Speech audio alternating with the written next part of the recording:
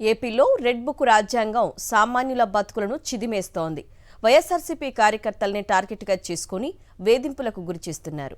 ఓవైపు టీడీపీ జనసేన నేతలు, మరోవైపు వారికి వత్తాసు పలుకుతున్న పోలీసులు అమాయక ప్రజల బతుకులను నాశనం చేస్తున్నారు.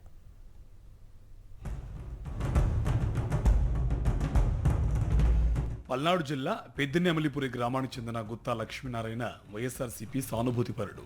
కృష్ణా జిల్లా నందిగామకు చెందిన ఎంవీఆర్తో కలిసి భాగస్వామ్యంతో వాయిదాలపై మిక్సీలు, గ్రైండర్లు వంటి సామగ్రిని విక్రయించే వ్యాపారం చేస్తున్నారు.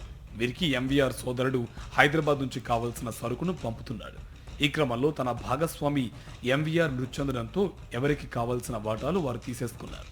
ఆ తర్వాత లక్ష్మీనారాయణ సొంతంగా వ్యాపారం ప్రారంభించాడు.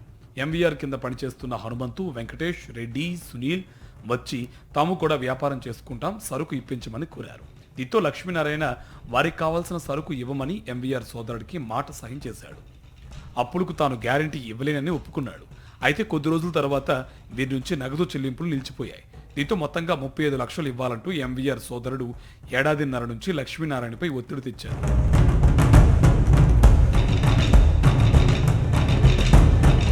సార్వత్రిక ఎన్నికల సమయంలో గుత్తా లక్ష్మీనారాయణ మరో నలుగురు కలిసి టీడీపీని వీడి వైఎస్ఆర్సీపీలో చేరారు. ఎన్నికల్లో కూటమి విజయం సాధించడంతో ఎంవీఆర్ సోదరుడు రాజుపాలెం పోలీసులను ఆశ్రయించాడు. దీంతో రాజుపాలెం ఎస్ఐ 3 నెలల క్రితం పిలిచి మాట్లాడి సెటిల్ చేసుకోమని చెప్పారు. పగబట్టిన ఎంవీఆర్ సోదరుడు ఎలా అయినా సరే లక్ష్మీనారాయణను వేధించాలని ప్లాన్ చేశారు. ఇందులో భాగంగా పిడుగురాలకు చెందిన తెలుగుదేశం నాయకులు ఖలీల్ రామారావు, పట్టిపాటి రామారావు, వంశీలను ఆశ్రయించారు. ఈ ముగ్గురు తెలుగుదేశం నాయకులకు పోలీసులతో ఉన్న పరిచయాలతో లక్ష్మీనారాయణను రోజు పోలీస్ స్టేషన్కి పిలిపించారు.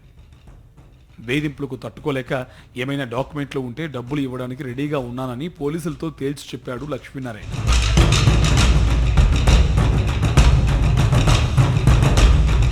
విషయం సత్తెనపల్లి డీఎస్పీ కార్యాలయానికి చేరింది. దీంతో 4 రోజుల క్రితం లక్ష్మీనారాయణకు పిలిపొచ్చింది. అక్కడికి వెళ్ళగానే లక్ష్మీనారాయణను, నువ్వు కమ్మోడివి, నీకు వైఎస్ఆర్సీపీతో పనేంటి, రాజకీయాలు చేయాలంటే నీకు ఇక పార్టీలే లేవా, నువ్వు కమ్మోడివేనా, నువ్వేమైనా రెడ్లకు పుట్టావా అంటూ పోలీసులు నోటుకొచ్చినట్టు దూషించారు. మర్యాదగా టీడీపీ నేతలు ఇవ్వాలంటున్న 35 లక్షలు చెల్లిస్తే ఓకే, లేదంటే నా సంగతి ఎలా ఉంటుందో తెలుసుగా అంటూ డీఎస్పీ బెదిరించాడు. దీంతో తీవ్ర మనస్తాపం చెందిన లక్ష్మీనారాయణ పురుగు మందు తాగి ఆత్మహత్యకి యత్నించాడు. తను ఎదుర్కొన్న వేధింపులను వివరిస్తూ ఓ సెల్ఫీ వీడియో రిలీజ్ చేశాడు. అందులో జగనన్న, నేను బతుకుంటానో లేదో తెలియదు, ఈ పోలీసుల అరాచకాలకు చెక్ పెట్టాలి అని చెప్పాడు. వైఎస్ఆర్సీపీ అంటే చాలు టార్చర్ పెడుతున్నారు, దయచేసి మీరు నా శవాన్ని తాకి పాడి మొయ్యాలని వీడియోలో రోధించాడు. లక్ష్మీనారాయణను బంధువులు గుంటూరుకు తరలించగా ప్రస్తుతం ప్రాణాలతో కొట్టుమిట్టాడుతున్నాడు. కమ్మనా కొడుకు అండి, వైసీపీలు ఎట్లా అంటున్నారు, నువ్వు కమ్మోడు వినాలని ఇష్టం వచ్చినట్టు తిట్టారన్న డిఎస్పీ ఆఫీసులో. నువ్వు కమ్మోడు ఇప్పుడు వైసీపీలు ఎందుకు ఉంటారో, కమ్మోడు వారు నువ్వు రెడ్డోడు వారు అని తిట్టారన్న. ఈ అవమానాలన్నీ భరించలేకపోతున్నాను. లక్ష్మీనారాయణ వీడియో వాంగ్మూలం చూసిన వైఎస్ జగన్ చెల్లించిపోయారు. రాష్ట్రంలో అమలవుతున్న రెడ్ బుక్ రాజ్యాంగంపై ఆగ్రహం వ్యక్తం చేస్తూ ట్వీట్ చేశారు. వైఎస్ఆర్సీపీ కార్యకర్తలు అయినందునే పోలీసులు లక్ష్మీనారాయణను వేధించారని, వారికి తప్పకుండా శిక్ష పడాలని డిమాండ్ చేశారు. ఆధారాలు లేకుండా పోలీస్ స్టేషన్కి పిలిపించి వేధించడం వల్లే బాధితుడు చావు బ్రతుకుల మధ్య ఉన్నాడని పేర్కొన్నారు. లక్ష్మీనారాయణ త్వరగా కోలుకోవాలని దేవుణ్ణి ప్రార్థించారు వైఎస్ జగన్.